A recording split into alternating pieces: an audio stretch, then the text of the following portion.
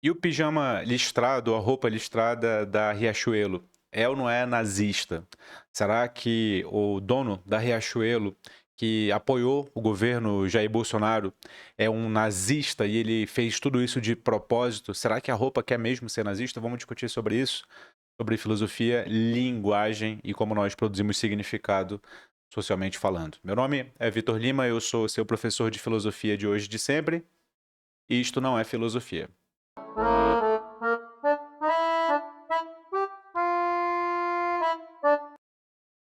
Vamos lá, vamos lá. Eu quero compartilhar com você aqui a notícia, talvez você não saiba, do que aconteceu, do que eu tô falando.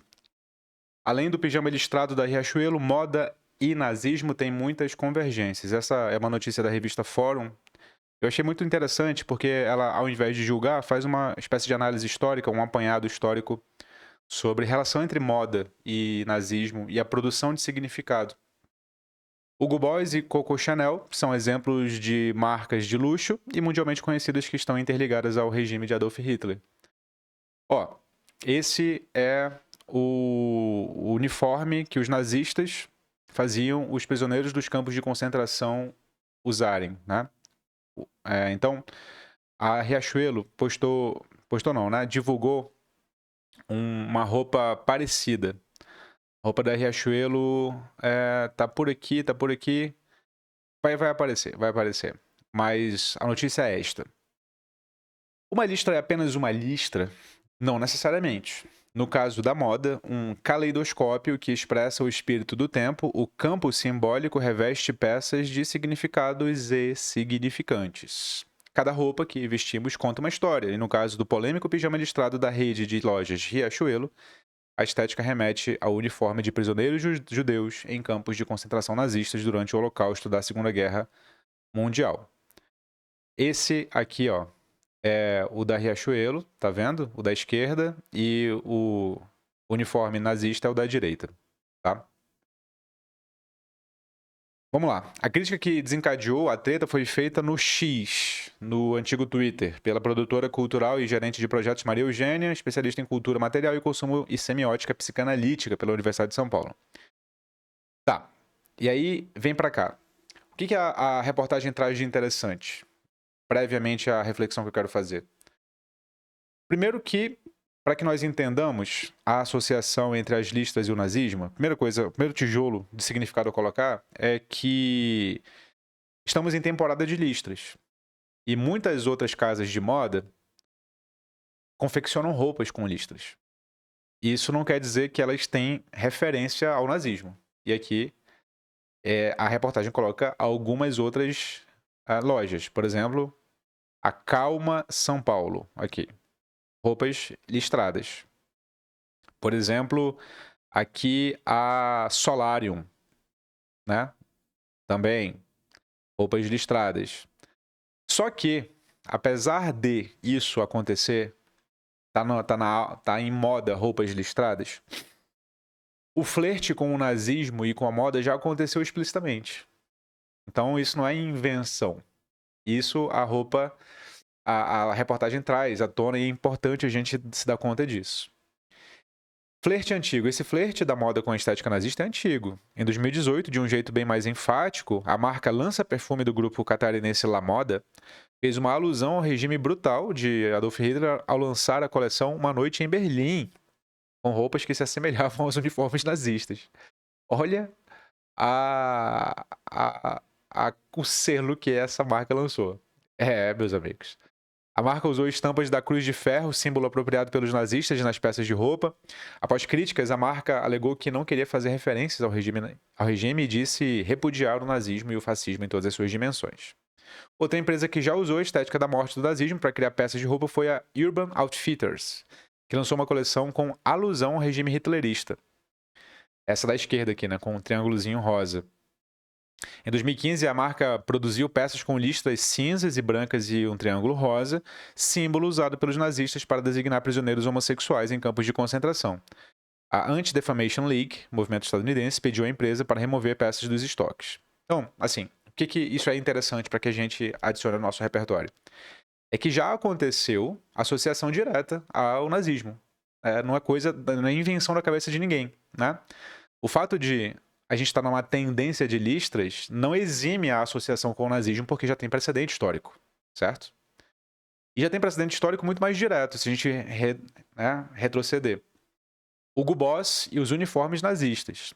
Se na atualidade as referências da estética nazista ecoam na moda, à época do regime há associações diretas que só foram reveladas a partir da década de 2010. Como a marca alemã Hugo Boss, que vestiu os soldados de Adolf Hitler antes e durante a Segunda Guerra Mundial. Hugo Ferdinand Boss, fundador e dono da empresa, fabricou uniformes para diversas instituições nazistas, como a Juventude Hitlerista e a implacável e criminosa SS, Schutzstaffel. Bom, aqui não tem como, né? Aqui não tem como eximir. É isso. Atualmente, a grife mundialmente famosa é sinônimo de luxo e elegância. E é isso. E ela foi nazista. Né? Ela foi nazista. É essa coisa. A Chanel também foi uma ex-espiã nazista. A fundadora do famoso corte de cabelo Chanel. Não sei se ela foi fundadora, mas pelo menos ficou conhecido por causa dela. E da moda, né? Chanel. Da marca Chanel. Aqui a reportagem cita o livro Dormindo com o Inimigo, A Guerra Secreta de Coco Chanel, que fala do passado de espiã nazista dela. Né? É isso.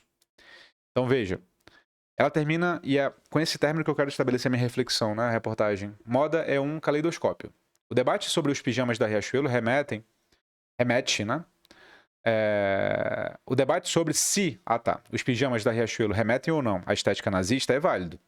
No entanto, não é possível contar uma história sem contexto. Uma listra é apenas uma listra até que nosso repertório traga significados específicos. E essa frase aqui é central para estabelecer a reflexão. Vale sempre o bom senso e avaliar as circunstâncias, é isso que eu quero fazer com vocês aqui.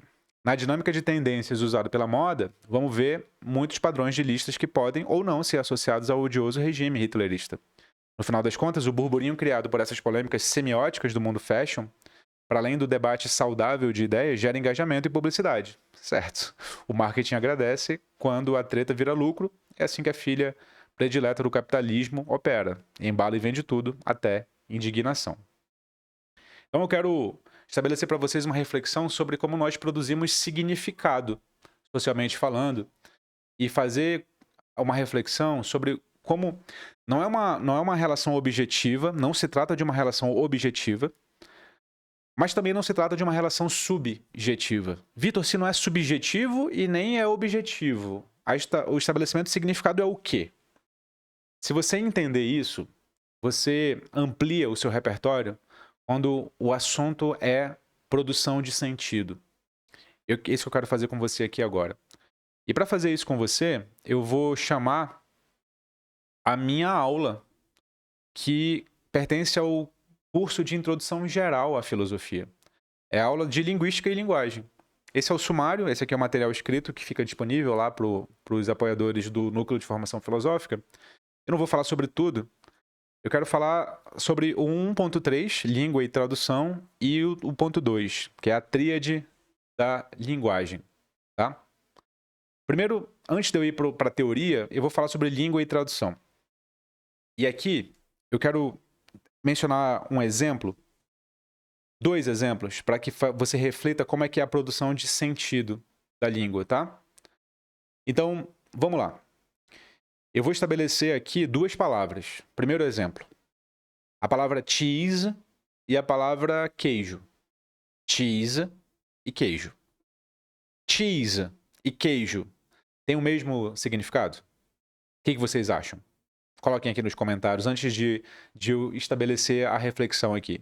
Cheese e queijo têm o mesmo significado? Descuidadamente, alguém poderia falar, sim, Vitor, cheese é queijo em inglês. Portanto, tem o mesmo significado. Tem o mesmo sentido.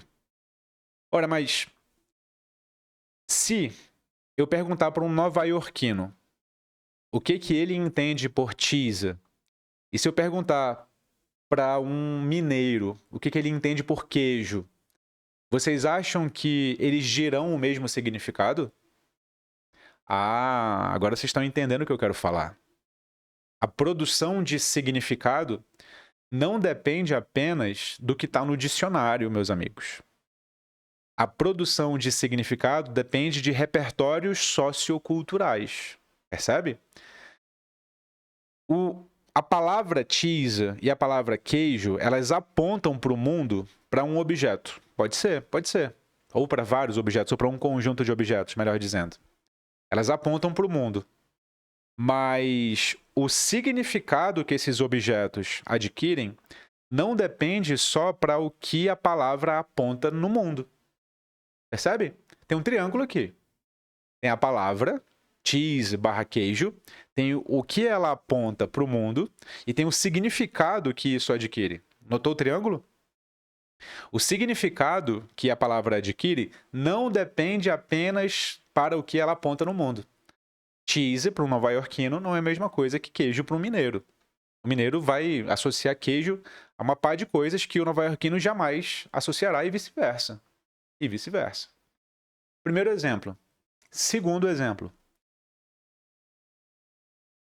É a mesma coisa dizer no Brasil, tudo bem? E nos Estados Unidos, how are you? Ou na Alemanha, ça va bien? Alemanha não, perdão. Na França, ça va bien? Ça va bien? How are you? Tudo bem? São a mesma coisa? Você poderia descuidadamente, coloquei nos comentários antes da minha reflexão, dizer uma traduz a outra. How are you? Ça va bien? Tudo bem? São expressões de início, né, de um contato ali social. Só que percebe uma coisa. How are you? Ça va bien? Perguntam pela pessoa. How are you? Ça va bien? E tudo bem não pergunta pela pessoa. Tudo bem pergunta pelo todo da vida. Não por uma pessoa. Já começa, então, portanto, o significado a ser mais específico. E quando alguém pergunta How are you? Ça va bien? A expectativa de alguém nos Estados Unidos responder, de alguém na França responder, é a mesma expectativa de alguém no Brasil responder a essa expressão? No Brasil, o que a gente responde quando alguém diz tudo bem? A gente responde com tudo bem? A gente responde com outra pergunta, idêntica. Quando alguém fala tudo bem, a gente fala tudo bem? Ninguém responde, não, comigo tá meio mal hoje, comigo minha vida tá meio difícil. Aliás, eu tava precisando de alguém que me escutasse. Não, ninguém responde assim no Brasil. Se você é aculturado no Brasil, né? Se você se educou no Brasil, você sabe que a expectativa de resposta para a pergunta tudo bem é outra pergunta, tudo bem? Né? Aqui em Minas, onde eu tô atualmente, não é nem tudo bem, é bom? E a resposta é bom? Pronto. Não é a mesma expectativa no how are you, nem no ça va bien. O que isso significa? Né? O que eu quero dizer com isso? Eu quero dizer que, ainda que eu utilize palavras que para determinado contexto podem ser sinônimas umas das outras, ou traduções umas das outras, elas apontam para significados diferentes a depender do contexto sociocultural. Percebe o que eu quero dizer? Com esses dois exemplos, então, a gente está preparado para ir para aquela parte lá da aula que é a tríade da linguagem.